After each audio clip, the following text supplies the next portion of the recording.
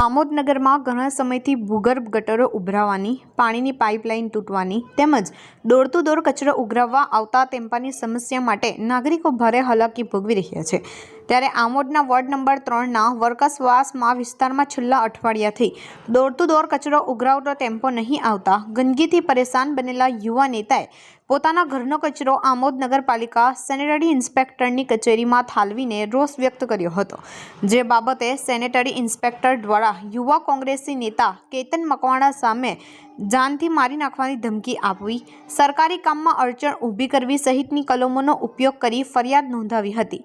જેથી આજ રોજ આમોદ શહેર કોંગ્રેસ દ્વારા મામલતદાર તથા નગરપાલિકાના મુખ્ય અધિકારીને આવેદનપત્ર આપવાની પ્રક્રિયા દરમિયાન પોલીસે આમોદ ચોકડી ઉપર એકત્રિત થયેલા કોંગ્રેસના અનેક કર્મચારીઓને અટકાયત કરી લીધા હતા। બાદમાં કોંગ્રેસના 5 આગેવાનોને મામલતદાર કાર્યાલય ખાતે પ્રવેશ આપી કોંગ્રેસી આગેવાનોએ મામલતદાર ડોક્ટર મયુર વડિયાને આવેદનપત્ર આપ્યું હતું તેમજ મુખ્ય અધિકારીને પણ આવેદનપત્ર આપવામાં આવ્યું હતું અને જણાવ્યું હતું કે આમોદનગરમાં કચરો ઉપાડવા માટે ટેમ્પો ન મોકલતા નાગરિકોને થતી સમસ્યાને ધ્યાનમાં રાખીને કોંગ્રેસી કાર્યકર કેતન મકવાણા ઉપર થયેલી FIR રદ કરવા તથા સંબંધિત મામલે નિષ્પક્ષ તપાસ કરવાની માંગ કરી હતી। આ આવેદનપત્ર આપવા માટે ભરૂચ જિલ્લા કોંગ્રેસ પ્રમુખ રાજેન્દ્રસિંહ રાણા, પૂર્વ ધારાસભ્ય સંજયસિંહ સોલંકી, આમોદ તાલુકા કોંગ્રેસ પ્રમુખ નરેન્દ્ર પટેલ ઉર્ફે કાજી, કિંગમેકર મહેબૂબ કાકુજી, આમોદ નગરપાલિકાના માજી પ્રમુખ સાજિદ રાણા, નગરપાલિકાના ચૂંટાયેલા સભ્યો સહિત કોંગ્રેસના અનેક કાર્યકર્તાઓએ મોટી સંખ્યામાં હાજર રહ્યા હતા। કોંગ્રેસના આગેવાનો આ નાગરિકોને તંત્રને ચેતવણી આપી છે કે જો પાણી, ગટર જેવી મૂળભૂત સમસ્યાઓનો તાત્કાલિક ઉકેલ નહીં લાવવામાં આવે તો આંદોલનને વધુ તીવ્ર બનાવવામાં આવશે। આજે અમે આમોદ નગરમાં સર્વ આગેવાનો આમોદ નગરના નગરજનો ભેગા થયા છે। આમોદ નગરપાલિકા દ્વારા ઘર ઘર કચરો જે ઉઘરાવવામાં આવે છે એના માટેની પ્રક્રિયામાં છેલ્લા 15 દિવસથી કચરો ઉઘરાવવામાં ના આવ્યો, એનો કોન્ટ્રાક્ટ આપેલો છે ઉઘરાવવાનો, છતાં પણ ઉઘરાવવા ના જાય। કચરો ઉઘરાવે એમાં પણ ટકાવારી નગરપાલિકા એટલે કેટલી ટકાવારી કોને મળે સૌથી પહેલા નક્કી કરવામાં આવે છે। કચરો ઉઘરાવવાનો છે એના પણ ટકાવારી, કચરો ના ઉઘરાવતા ગંદકી ગરબા એરિયામાં ફેલાઈ જાય, એટલી બધી ગંદકી થઈ ગઈ ત્યારે અમારો દલિત યુવક કોંગ્રેસનો પ્રમુખ એ કચરોને કહેવા જાય છે ત્યારે એની સાથે બેહુદું વર્તન કરવામાં આવે છે અધિકારીઓ દ્વારા।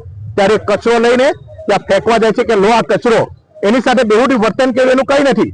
કોઈ કચરો બતાવે છે કે જો આ કચરો તમે 15 દિવસથી આ સરકારના ને લોકોના ટેક્સના પૈસા અમે ટેક્સ ભરીએ છીએ નગરપાલિકામાં, તો આ કચરો અમારો કેમ નથી? લોકોની ગંદકી ફેલાય છે, બીમારી ફેલાય છે, ત્યારે એને દબાવવા માટે 3 દિવસ પછી પોલીસ પણ આ બધું સમજે છે, ગુજરાતની પોલીસ, છતાં પણ ભારતીય જનતા પાર્ટીના ચૂંટાયેલા અધિકારીઓના પ્રેશરથી એની પર FIR દાખલ થાય છે। લોકોના હિત માટે, લોકોના સ્વાસ્થ્ય માટે ચેડા કરેલા છે, એની સામે અવાજ ઉઠાવવા માટે લોકોનો એની સામે FIR દાખલ કરવામાં આવે છે। એના વિરોધમાં આજે અમે આમોદમાં રેલી કાઢી અને મામલતદારશ્રીને રજૂઆત કરવા જવા હતા ત્યાં ખોટી રીતે FIR થયેલી છે।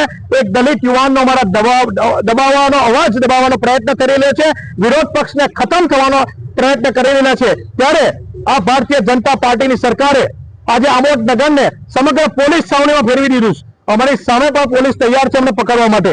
ત્યારે આ ભારતીય જનતા પાર્ટીનું એટલું કહીશ કે તમને એક દલિત યુવાન પર FIR થવાનું દેખાયું, ખેડૂતોને આજે પોતાની નુકસાનીનું વળતર માટે ફોર્મ ભરવા માટે વેબસાઇટ બંધ છે, 7 બારની નકલ માટે લાઈનો પડે છે, એ બધી તકલીફ દૂર કરવાનું દેખાતું નથી। અને એક યુવાન જે લોકોના પ્રશ્નો માટે, લોકોના સ્વાસ્થ્ય સાથે ચેડા થાય છે, તમે ટકાવારી નગરપાલિકામાં રહે છે અધિકારીઓ, ટકાવારી ભારતીય જનતા પાર્ટીના પદાધિકારીઓ સુધી પહોંચે છે, એ જોવાનું ભાન નથી। પણ એક યુવાન પર ભારતીય જનતા પાર્ટીના ચૂંટાયેલા અધિકારીઓએ એક FIR કરાવી બહુ દુઃખદ બાબત છે। પણ ભારતીય જનતા પાર્ટીના ચૂંટાયેલા પ્રતિનિધિ એટલું શાનમાં સમજી જાય કે એ દિવસો દૂર નથી કે તમે પણ વિરોધ પક્ષમાં બેસવાના છે, ત્યારે એક પલનો તમારી પાસે અમે હિસાબ લઈશું।